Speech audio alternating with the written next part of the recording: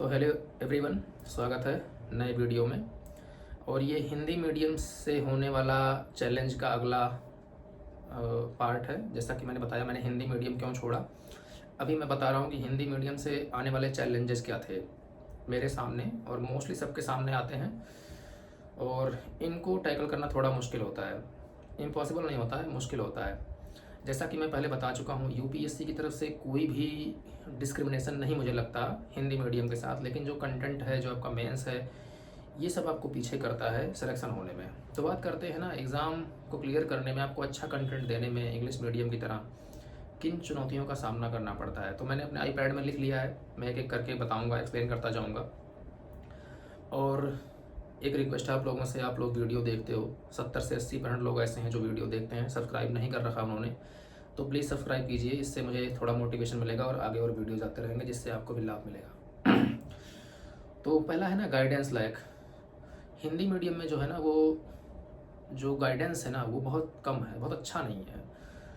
Teachers के पास experience अच्छे नहीं है, ये एक बड़ी समस्या है ना। क्या होता है, बहुत सारे टीचर्स प्रीलिम्स निकाला है, मेंस नहीं निकाला है, या प्रीलिम्स भी नहीं निकाला है और ऑप्शनल पढ़ा रहे हैं। बहुत सारी कोचिंग, मैं नाम नहीं लेना चाहूँगा, आप खुद पता करो ऐसे लोग कौन है। ऐसे टीचर से हमेशा बचिएगा पढ़ने से, ऑप्शनल जैसे सब्जेक्ट्स, है ना। तो ये जो बैड गाइडेंस है ना, ये बड़ा ख़राब है। इसी क्रम में एक और आता है कि ओवर कॉन्फिडेंट टीचर्स, वो कहेंगे बस मेरा नोट्स पढ़ो, सब अच्छा है, चाहे जीएस हो चाहे ऑप्शनल हो। और बिलीव में उनका नोट्स यूपीएससी के 10% सेगमेंट को भी कवर नहीं कर पाता। तो ऐसे टीचर से बचना। जो भी टीचर ऐसा बोल रहा है, ऐसा मतलब आपको मिस गाइड कर रहा है ना, मिस गाइड कर रहा है, इसमें एब्सोल्युटली मान के चलना। बहुत कम टीचर्स होंगे ऐसे टीचर जिन्होंने क्वालिफाई किया हो, उनका एक बार थोड़ा सोच लेना कि हाँ, मुझे काम की चीज़ें मिल रही हैं। लेकिन जिन्होंने क्वालिफाई नहीं करा यूपीएससी, मैं नहीं कहूँगा कि वो इतना अच्छा कंटेंट दे सकते हैं, बाकी आप लोगों की मर्जी। उसके बाद एक और चैलेंज है ना, lack of diversity of content.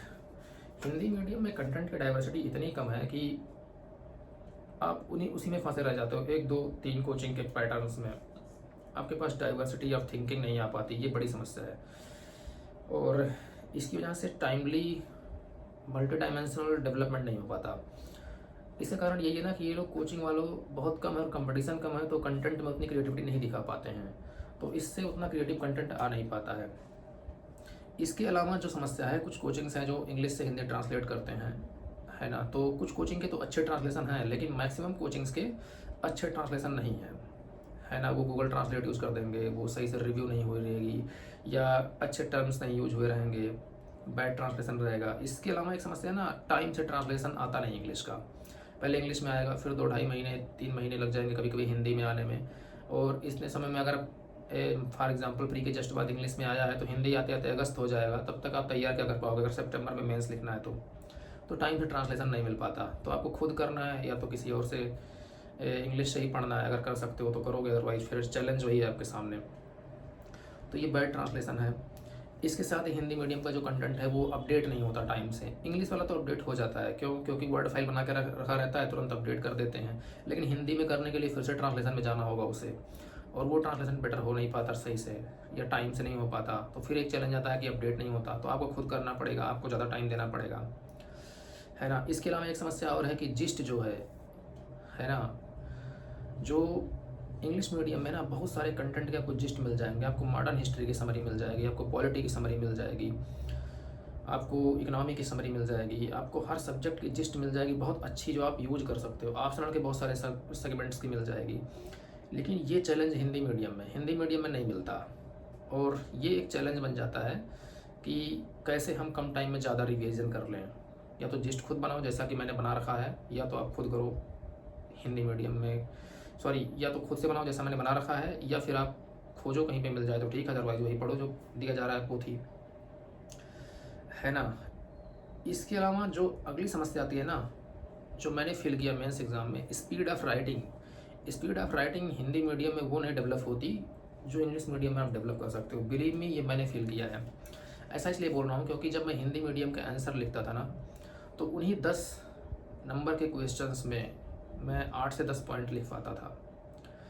लेकिन अभी इंग्लिश का लिखते हुए ना, मैं उसी में 14-15 पॉइंट्स लिख पाता था, सेम टाइम फ्रेम में, सेम स्पेस में, और सेम से अच्छा कंटेंट। अब आप सोच सकते हो कि ये कितना डिवीज़न क्रिएट कर देगा मेंस के क्वेश्चन में। इसके बाद में एक समस्या और आ रही थी, जो lack of good presentation in Hindi. आप इंग्लिश में जितने अच्छे प्रेजेंटेशन बना सकते हो कॉपी पर ना, डायग्राम, फ्लो चार्ट्स एट्सेट्रा, वो आप हिंदी में नहीं कर सकते। और उतना कम टाइम में तो बिल्कुल होना इम्पॉसिबल सा लगता है, बहुत मुश्किल लगता है। तो हिंदी में उतना बेटर प्रेजेंटेशन करना, उतना इफेक्टिव प्रेजेंटेशन होता नहीं है जितना इंग्लिश में हो जाता है। ऐसा नहीं कह रहा कि हिंदी में प्रेजेंटेशन ही नहीं होता है, हिंदी में इफेक्टिव प्रेजेंटेशन की थोड़ी सी चैलेंज आती है ना। और जानते हैं प्रेजेंटेशन बहुत डिसीजिव रोल निभाता है मार्क्स लेने में। इसके अलावा जब आप हिंदी में लिख रहे होते हो ना, तो सेम बात कहने के लिए आपको ज़्यादा वर्ड की ज़रूरत पड़ती है। फॉर एग्जाम्पल, अगर आप कोई चीज़ लिख रहे हो तो इंग्लिश में लिख दिया इट इंक्रीजेज, और फिर बहुत सारे लाइंस देकर कर दिया कि ये इंक्रीज़ करता है, वो इंक्रीज़ करता है। फॉर एग्जाम्पल, अगर क्लाइमेट चेंज हो रहा है तो climate change increases number 1 land degradation, number 2 rainfall uncertainty, ऐसे सब लिखते चलेगा इंग्लिश में। लेकिन आप हिंदी में ऐसे नहीं कर सकते प्रेजेंट, उसको आपको लिखना पड़ेगा। तो ये चैलेंज आता है। एक समस्या और है ना, lack of peer learning Hindi medium में। पीयर लर्निंग मतलब आप अपने दोस्तों के साथ मेंस के टाइम पे आपको बहुत कम ऐसे मिलेंगे जो हिंदी से मेंस लिख रहे हों, और वो खुद टेंशन में रहेगा, अरे यार कैसे होगा, टाइम नहीं है। तो पीयर लर्निंग, ग्रुप डिस्कशन जैसी चीज़ें गायब हो जाती हैं, तो आपको खुद से करना पड़ता है। इससे आप एक कम्पिटेटिव एनवायरनमेंट में नहीं जा पाते हो, यार इसको इतना सारा पता है, इसको नहीं पता है। तो इससे आप अवेयर होते हो चीज़ों से, आप ज़्यादा सीख पाते हो। तो ये भी एक चैलेंज है पीयर लर्निंग में। ओआरएन में आया ना, तो सबसे ज़्यादा फ़ायदा इसी का मुझे दिखा कि यहाँ पे आप डिस्कस कर सकते हो चीज़ें, बातें कर सकते हो इंग्लिश मीडियम वालों से। हिंदी मीडियम वाले अगर आए यहाँ पे मुखर्जी में तो वो ऐसा कर सकते हैं, लेकिन ऐसा हिंदी मीडियम वाले करते नहीं, क्योंकि वो उनको पहले ही कॉन्फिडेंस लूज़ हुआ रहता है, उनका अपना सिलेबस कवर करना भारी लग रहा होता है, तो इससे थोड़ा सा चैलेंज आता है। तो ये टोटल 10 पॉइंट्स थे जो मुझे एक्सप्लेन करने थे आपको हिंदी मीडियम में आने वाली चुनौतियों पर। आगे बात करेंगे ना कि मैं इन्हें कैसे टैकल कर रहा था, ये आएगा अगले वीडियो में। अगर आप हिंदी मीडियम से हो बिल्कुल देखना इस वीडियो को, और आपको काफ़ी लाभ मिलेगा कि कैसे मैंने हिंदी मीडियम में ये सारे चैलेंजेस होते हुए भी क्या रास्ते निकाले थे अपने आप को सही करने के, और कैसे मैं 2 बार हिंदी मीडियम से मेंस क्वालिफाई करने में सफल रहा। बिलीव मी, मेरे अच्छे मार्क्स आए थे। जो 2022 में मैंने मेंस निकाला था वो जनरल कैटेगरी कट ऑफ से भी ज़्यादा था मेरा, है ना। तो मैं बताऊंगा ये कैसे पॉसिबल है। और अगर आप इतना नंबर ले आते हो हिंदी में ना, बिलीव मी इंटरव्यू में आपका सिलेक्शन आराम से हो जाएगा, अगर थोड़े अच्छे मार्क्स आ जाते हैं तो मिलते हैं अगले वीडियो में। तब तक इस चैनल को सब्सक्राइब कीजिए और पढ़ते रहिए, मस्त रहिए। Thank you everyone.